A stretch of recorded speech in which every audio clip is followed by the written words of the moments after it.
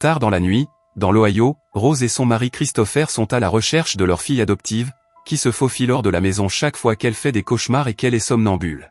Rose court à travers la forêt et sous un pont pour trouver Sharon au bord d'une falaise. Sharon regarde en bas et a la vision d'un lieu en feu avec une fille à l'intérieur qui lui fait murmurer « maison ». Avant qu'elle ne puisse sauter, Rose la plaque au sol. Au même moment, Christopher manque de se faire renverser par des voitures lorsqu'il traverse la route pour rejoindre sa famille. Sharon continue de se tortiller sur le sol, répétant les mots « maison » et « Silent Hill » comme à chaque fois qu'elle a ses épisodes. Le lendemain, Rose dit à Sharon qu'elle l'emmènera à Silent Hill pour essayer de résoudre ses problèmes, même si Sharon ne se souvient jamais de ce qu'elle a dit pendant son somnambulisme. Plus tard, lorsque Christopher rentre du travail, il appelle Rose mais elle ne décroche pas. Cependant, il la trouve en train de chercher Silent Hill sur l'ordinateur, apprenant qu'il s'agit d'une ville hantée en Virginie occidentale et qu'elle est remplie de feux souterrains. Ce soir-là, Rose s'arrête à une station-service et remarque que les dessins de Sharon sont devenus horribles, y compris une croix de forme bizarre. Rose interroge Sharon à ce sujet et la jeune fille panique parce qu'elle ne se souvient pas de l'avoir fait. Pendant que Rose la calme, l'agent Sybil surveille les alentours. Lorsque Rose entre à l'intérieur pour payer, elle demande son chemin pour Silent Hill et l'employé lui répond que la route ne va plus jusqu'à cette ville. Elle lui dit également que sa carte a été refusée.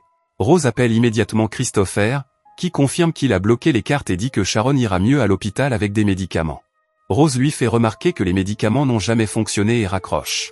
Dehors, Sybil s'approche de Sharon pour vérifier qu'elle va bien, mais Sharon sait qu'elle doit ignorer les étrangers. À ce moment-là, Rose revient et s'en va. Sur la route, Sybil tente de faire s'arrêter Rose. Rose arrête d'abord la voiture, mais elle voit un panneau indiquant la direction de Silent Hill et décide d'accélérer pour échapper à Sybil. Une barrière bloque le pont, mais Rose la traverse pour continuer à avancer.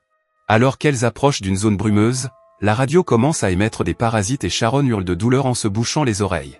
Soudain, une fille apparaît au milieu de la route et Rose doit tourner la voiture pour l'esquiver, ce qui fait déraper le véhicule et le fait s'écraser. À son réveil, Rose découvre que Sharon a disparu et qu'elle se trouve à la périphérie de Silent Hill, où le brouillard est encore plus épais et où il pleut constamment des cendres. En criant le nom de sa fille, Rose court sur la route et entre dans la ville, qui semble vide. Elle voit une petite silhouette courir et Rose la suit dans une ruelle sombre au moment même où une sirène se met à hurler dans la ville. Une lourde obscurité s'installe dans la ruelle et Rose sort son briquet, ce qui ne sert pas à grand-chose. Elle entend une voix murmurer « Maman » et continue à chercher jusqu'à ce qu'elle trouve une civière abandonnée. Quelqu'un bouge à nouveau à proximité et Rose suit à nouveau, mais elle se fige lorsqu'elle découvre une personne mutilée portant un équipement minier et suspendue à la clôture par des fils qui la font saigner sur tout le sol. Soudain, un monstre appelé Greychild apparaît derrière elle et brille lorsqu'il essaie de la toucher. Rose s'enfuit en hurlant alors que d'autres enfants gris apparaissent, mais le chemin est bloqué par la clôture. Les enfants gris l'entourent bientôt et lui arrachent sa veste en essayant de la blesser. Rose finit par trouver une sortie et pousse une porte pour entrer dans un bâtiment, mais elle trébuche et les enfants gris l'entourent à nouveau, essayant de l'attraper pour l'empêcher de bouger. Rose hurle de peur et les enfants commencent à se désintégrer tandis qu'elle s'évanouit. Quelques instants plus tard, Rose se réveille dans un bowling abandonné où de la musique est diffusée. Elle sort immédiatement en courant et tente de quitter la ville, mais elle se heurte à un abîme de brouillard qui coupe la route. Soudain, Dahlia apparaît derrière elle, expliquant que seul le ténébreux peut laisser entrer ou sortir les gens de Silent Hill. Elle raconte également qu'elle avait une fille, Alessa, mais qu'elle l'a perdue après que, il, lui ait fait subir des choses terribles. Lorsque Rose lui montre une photo de Sharon, Dahlia dit que c'est son enfant et tente de voler le médaillon. Rose doit la repousser pour pouvoir s'enfuir. Pendant ce temps, Christopher essaie de suivre l'itinéraire de Rose et demande son chemin à un homme à la station-service. L'homme explique que Silent Hill est interdit d'accès parce que les mines brûlent encore sous terre, et Christopher doit donc le soudoyer pour obtenir des indications correctes. De retour auprès de Rose, elle parvient à retrouver sa voiture et l'un des dessins de Sharon, qui représente une école. La voiture ne démarrant pas, Rose appelle Christopher et laisse un message sur sa boîte vocale. Sybil arrive et arrête Rose, puis elle essaie de contacter sa station mais sa radio ne fonctionne pas. Rose remarque que le policier saigne et Sybil lui explique qu'elle a également eu un accident et qu'elle s'est réveillée ici. Pendant ce temps, Christopher continue de conduire tout en écoutant le message de Rose, qui est essentiellement statique. Il finit par trouver la barrière que Rose a franchie et une bande de flics qui bloque le pont. Il explique la situation et l'inspecteur Thomas lui dit qu'ils ont trouvé la voiture de Rose au bout du pont, mais qu'elle est vide. Thomas précise également qu'un de ses officiers a disparu et qu'il soupçonne qu'elle est avec Rose, il accepte donc d'aider Christopher dans ses recherches. Dans Silent Hill, Sybil tente de ramener Rose à son poste, mais découvre que cette route se termine également dans un abîme, confirmant que Silent Hill se trouve dans le Fog World, qui est une réalité différente. Sibylle décide de repartir avec Rose, espérant trouver une radio en ville. Elle voit quelqu'un se déplacer à proximité et lorsqu'elles essaient de le suivre, la radio de Sibylle et le téléphone de Rose commencent à émettre des bruits statiques. À ce moment-là, un autre monstre apparaît et Sibylle sort son arme, mais avant qu'elle ne puisse tirer, le monstre lui lance de l'acide bouillant. Heureusement, il tombe sur son casque et elle l'enlève pour ouvrir le feu. Pendant que Sibylle vainc le monstre, Rose en profite pour retourner en ville. En suivant les cartes sur les panneaux de bus, elle navigue dans les rues et trouve l'école du dessin de Sharon. En entrant, elle remarque la même croix sur la porte. Elle arrive à un bureau et prend un jeu de clés ainsi qu'une lampe de poche pour continuer ses recherches. Dans la rue, Christopher et Thomas passent dans la voiture de police, utilisant le mégaphone pour retrouver Rose. Mais comme ils sont dans des réalités différentes, ils ne sont pas entendus. Thomas révèle que son père tenait le salon de coiffure et qu'il est mort lors de l'incendie des mines souterraines, ce qui a poussé tous les habitants à quitter la ville. Certains pensent que cette ville méritait sa fin. De retour à Rose, elle voit soudain un oiseau dans une cage et un groupe de mineurs apparaît en le tenant. Rose essaie les portes mais elles sont fermées, alors elle court dans l'arrière-cour et entre dans un bâtiment brûlé. Elle se cache dans une salle de classe où elle trouve 2 empreintes de mains fraîches sur la poussière, révélant le mot « sorcière » écrit sur le bureau. À l'intérieur du bureau, Rose trouve un cahier appartenant à Alessa, ce qui déclenche un flashback montrant tous les élèves traitant la jeune fille de « sorcière », tout en se moquant d'elle et en lui jetant des objets. À ce moment-là, Rose voit une fille passer en courant et la suit jusqu'aux toilettes, où elle entend une fille pleurer. Rose essaie toutes les portes des cabines et dans la dernière, elle est horrifiée de trouver le corps du concierge enveloppé dans du fil de fer barbelé avec un morceau de trousseau de clés d'hôtel dans la bouche. Le mur indique, avec une flèche qui pointe vers la bouche, alors Rose ravale son dégoût et prend la clé. En sortant de la salle de bain, elle remarque que les mineurs arrivent, alors elle revient en courant et verrouille la porte derrière elle. Les mineurs commencent à frapper à la porte, mais l'oiseau s'énerve et le groupe s'enfuit. La sirène retentit à nouveau et la pièce est plongée dans l'obscurité. Rose utilise la lampe de poche et observe comment la salle de bain commence à pourrir et à s'assombrir. Le concierge sort de la cabine et éjecte son sang sur le mur. Rose se met à courir et trouve d'autres corps en sortant. En bas, des lianes couvrent tous les murs et attaquent les mineurs. En hurlant, Rose emprunte un autre couloir qui est bloqué par une clôture, elle tourne le coin et est choquée de trouver la mine en feu. Elle traverse rapidement un pont et lève les yeux pour découvrir une Alessa à l'allure effrayante qui fait d'autres dessins sombres avant de tomber. Rose atterrit dans l'arrière-cour, où elle voit Pyramide aide avant de s'enfuir. À ce moment-là, Thomas et Christopher arrivent à l'école, traversant le même couloir que Rose au même moment, mais ils ne se voient pas à cause des différentes réalités. Christopher jure avoir senti la présence de Rose et même son parfum, mais Thomas ne le prend pas au sérieux et le force à partir. Rose s'effondre en larmes à l'approche d'une nuée de lianes, mais avant qu'il ne puisse la blesser, Sibylle l'entraîne dans une autre pièce. Le flic marche sur une liane en tenant la porte fermée et Rose utilise une barre de métal pour la verrouiller. Sibylle lui enlève les menottes en lui expliquant qu'elle n'a plus beaucoup de balles. Soudain, la lame de Pyramide elle traverse la porte et le duo l'esquive juste à temps. Il essaie à nouveau et commence à agrandir le trou, ce qui permet aux lianes de pénétrer à l'intérieur. Pyramide elle tente alors de retirer la barre à l'intérieur, et Sibylle lui tire dans le bras. Cela ne l'arrête pas, mais avant qu'il ne puisse entrer, toutes les choses effrayantes commencent à se désintégrer. Pyramide elle disparaît et l'école retrouve son aspect normal. Par la suite, le duo se met d'accord pour trouver l'hôtel à partir du trousseau de clés. Pendant ce temps, Thomas fait quitter la ville à Christopher et lui dit de laisser les flics s'en occuper.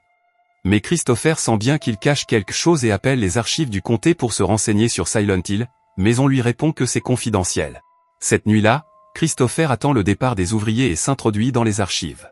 Grâce au rapport de Thomas, il confirme l'histoire de l'incendie et trouve une photo d'Alessa, la fille de Dahlia, qui ressemble à Sharon. Il y a des informations sur un cas d'enlèvement et d'agression qui s'est produit dans la chambre 111 de l'hôtel. Dans Silent Hill, Rose et Sibylle trouvent l'hôtel et entendent une femme crier à l'aide. Elle trouve Anna en train de jeter des pierres à Dahlia tout en criant des choses sur la foi et le malheur. Le duo arrête rapidement Anna et Dahlia s'enfuit. Anna explique que Dahlia a été chassée et la traite de pécheresse. Elle révèle également qu'elle est ici pour chercher de la nourriture pour les survivants qui vivent dans l'église. Rose lui prend un couteau tout en remarquant la croix bizarre sur le sol, et Anna explique que c'est le symbole de leur foi. Dans la boîte aux lettres de la chambre 111, elle trouve un des dessins de Sharon et part à la recherche de cette chambre. Il vérifie toutes les portes mais ne trouve pas la chambre 111. Il y a un tableau qu'Anna appelle « Le premier bûcher », qui montre tous les bûchers de sorcières que la ville a pratiqués pour éloigner les ténèbres. Rose remarque que le tableau correspond au dessin de Sharon et commence à le détruire avec le couteau, trouvant la chambre 111 derrière. Il y a un trou dans le mur et les femmes sautent à travers pour atteindre un autre bâtiment, laissant tomber le couteau dans le processus. Soudain, Une petite fille passe et Rose la suit en sautant sur de vieux débris au-dessus d'un trou. Elle manque de tomber mais se reprend rapidement et rejoint la fillette, qui s'avère être Alessa. Rose demande des nouvelles de Sharon et Alessa répond en montrant les flammes sur ses bras qui deviennent soudain plus grandes. Lorsque Rose cligne des yeux, Alessa disparaît. Sybil la retrouve et lui lance une corde pour l'aider à sauter à nouveau par-dessus le trou, puis Rose lui fait part de sa conclusion, c'est Alessa qui les a fait s'écraser et les a guidés jusqu'à cet endroit. Tandis que Sybil remarque une autre croix, Anna leur demande de ne pas prononcer le nom d'Alessa. À ce moment-là, une bande d'oiseaux sort du trou et Anna leur annonce qu'elles doivent partir car l'obscurité arrive. Le trio court dans les rues alors que la sirène retentit à nouveau et elles parviennent à l'église, que Rose reconnaît également d'après les dessins. Soudain, des tonnes de survivants apparaissent pour se cacher dans l'église, à l'exception de Dahlia, qui dit à Sybil de ne pas les suivre parce que ces gens sont manipulateurs et trompeurs. Anna jette une pierre à Dahlia qui la traite de menteuse, mais Rose essaie quand même de lui soutirer des informations. Bientôt, les ténèbres commencent à envahir les lieux et Sybil entraîne Rose dans l'église. Anna, furieuse, reste pour lancer une autre pierre à Dahlia, mais elle est rattrapée par Pyramid Head, qui lui arrache la peau et la jette à la porte de l'église. À l'intérieur, les habitants commencent à traiter Rose et Sybil de sorcières et essaient de les pousser dehors, arrachant le médaillon de Rose.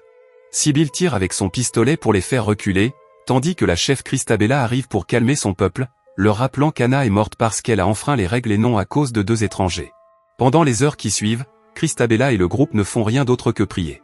Pendant ce temps, Christopher se rend à l'orphelinat où il a adopté Sharon, mais la religieuse responsable refuse de donner des détails sur le passé du bébé. Christopher craque et devient agressif, mais il est interrompu par Thomas qui lui passe les menottes pour effraction. Thomas explique alors qu'Alessa est morte la nuit de l'incendie et que la secte qui vit à Silent Hill lui a fait subir des choses horribles. Il montre les cicatrices de brûlure sur ses mains et explique que certaines formes de justice relèvent de Dieu avant de renvoyer Christopher chez lui, en lui disant d'abandonner ses recherches ou de se retrouver en prison. Lorsque les heures d'obscurité sont terminées à Silent Hill, Christabella parle enfin à Rose et Sybil. Elle leur dit qu'un démon contrôle la ville et que Rose doit l'affronter si elle veut retrouver Sharon, mais que personne n'est jamais revenu. Christabella et quelques mineurs les emmènent donc, elle et Sybil, à l'hôpital local. Elle fait mémoriser la carte à Rose tout en lui expliquant qu'il s'agit du domaine du démon et que les ténèbres se trouvent dans la chambre B151. Les mineurs ouvrent un vieil ascenseur et donnent à Rose une lampe de poche, Christabella lui rend également son médaillon. Cependant, lorsqu'elle voit le visage de Sharon, elle remarque qu'elle ressemble à Alessa et accuse Rose d'être une sorcière. Elle ordonne aux hommes de l'arrêter et Sybil se bat contre tout en poussant Rose dans l'ascenseur. L'un des hommes entre dans l'ascenseur et attrape Rose par les cheveux, mais Sybil le fait tomber et ferme la porte. Malheureusement, lorsqu'elle tire avec son arme, il n'y a pas de balles, alors les mineurs l'encerclent et la battent brutalement. Au même moment, l'ascenseur descend et Rose atteint le sous-sol, où elle récite les instructions qu'elle a mémorisées pour naviguer dans les couloirs. Soudain, elle découvre un groupe d'infirmières sombres qui commencent à avancer lentement vers elle, mais elle se fige lorsque Rose éteint la lampe de poche. Elle commence à se faufiler entre elles, ce qui ne dure que quelques secondes. Les infirmières se réveillent et tentent de tuer Rose, qui esquive leurs attaques et les pousse à se blesser les unes les autres. Rose rampe pour passer à travers le groupe sans se faire remarquer et laisse la lampe de poche derrière elle pour les distraire, puis elle peut courir à nouveau. Lorsque Rose franchit la porte de la chambre B151, elle entend la voix d'Alessa qui lui dit qu'elle sera récompensée par la vérité et un flashback commence. Alessa a grandi sans père et les habitants religieux l'ont jugée comme une bâtarde, ce qui a poussé les autres enfants à la traiter de sorcière. Même le concierge la maltraitait. Christabella convainc Dahlia qu'Alessa peut être purifiée et son culte se réunit dans la chambre 111 pour le rituel.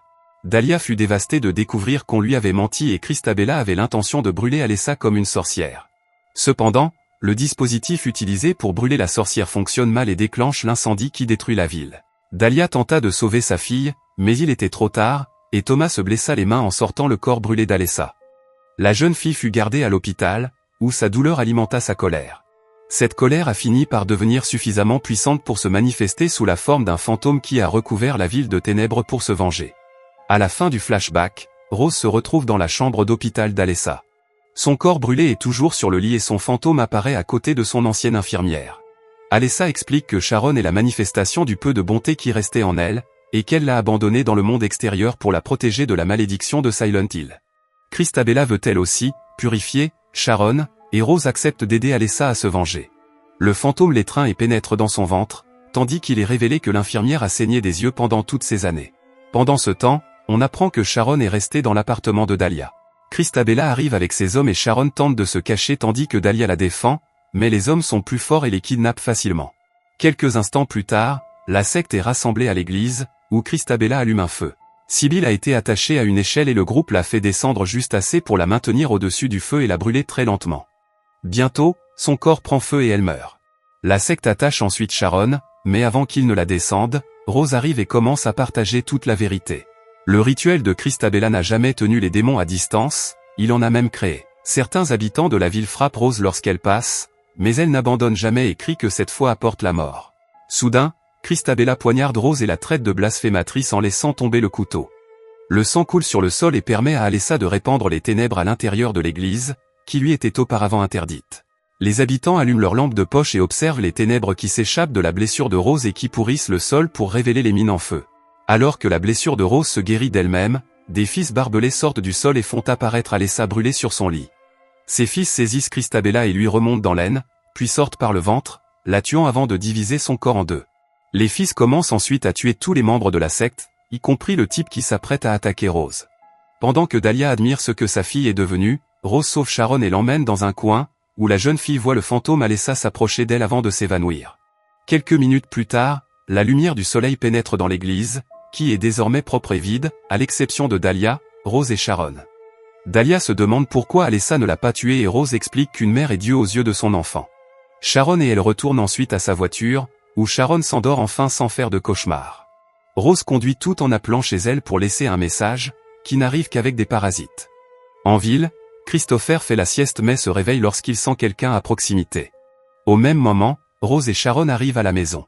Cependant, lorsque Christopher sort, il ne trouve personne, alors que sa famille est à l'intérieur de la maison. Cela signifie que Rose et Sharon sont toujours dans le monde du brouillard, car personne ne quitte jamais vraiment Silent Hill. Merci d'avoir regardé. Si vous avez aimé la vidéo et que vous souhaitez aider la chaîne à grandir, laissez un like, un commentaire et abonnez-vous.